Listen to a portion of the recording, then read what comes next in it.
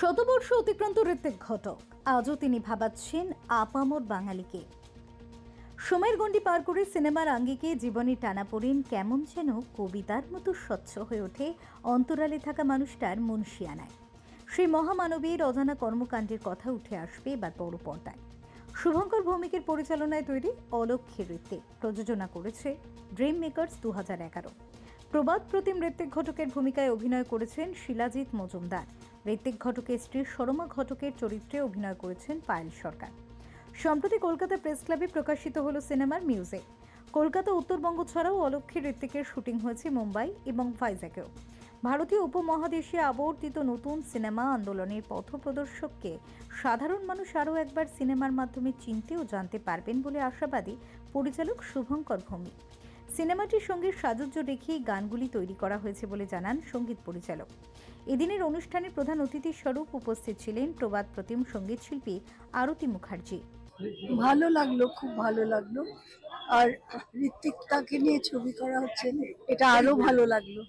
হ্যাঁ, ছবিটা সকলের ভালো লাগুক, সকলে দেখুন। হ্যাঁ, এটা আমার কাম্য। এবং শিলাজিৎ করেছে, নিশ্চয়ই ভালোই করেছে, সকলে এটা দেখুন।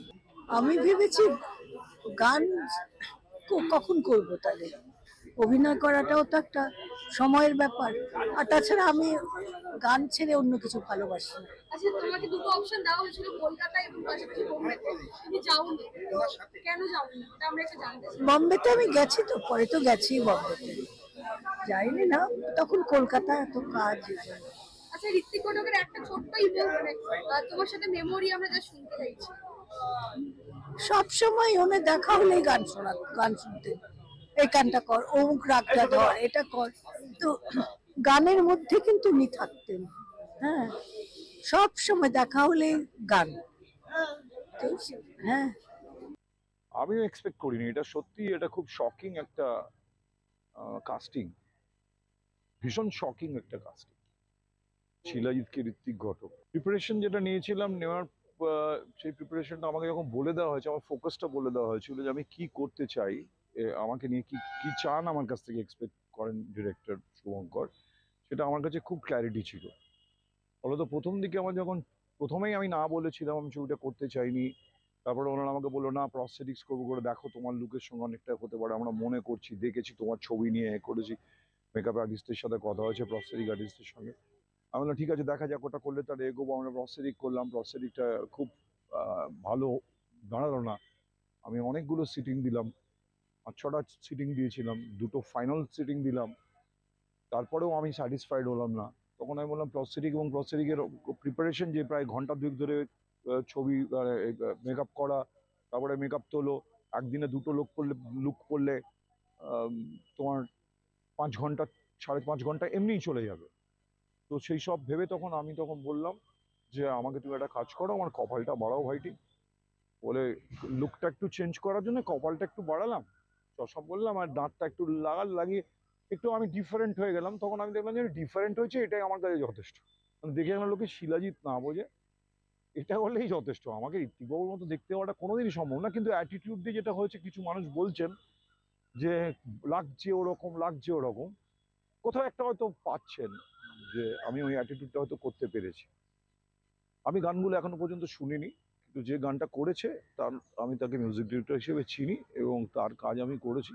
খুব ইন্টারেস্টিং একটা গান করেছি, অন্য ছবির একটা গান, এবং খুব খাটিয়ে ছেলে, কাজ করার জন্য খুব বড়োভাবে ভাবে।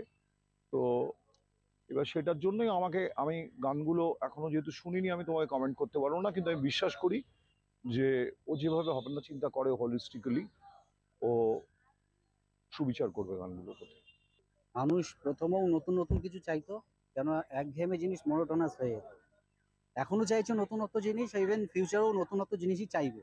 তো সেদিক থেকে দাঁড়িয়ে থেকে আমাদের এই গানগুলো একটু অন্যরকম, একটু হাটকে বলা যায়, ছবিটাও ঠিক ওরকম টাইপের। আমি এতটুকু বলতে পারি দর্শকের মন ছুঁয়ে যাবে। আর গানগুলো যারা যারা ইউটিউব সোশ্যাল মিডিয়াতে চলছে, মানে শুরু হলো চলা, মেসেজ ঢুকছে যে বলছে একটু অন্যরকম আর একটু ভালো লাগছে। আর এখনকার জেনারেশন যারা আছে না, তারা এরকম টাইপের একটু গান খুব পছন্দ করে বেশি।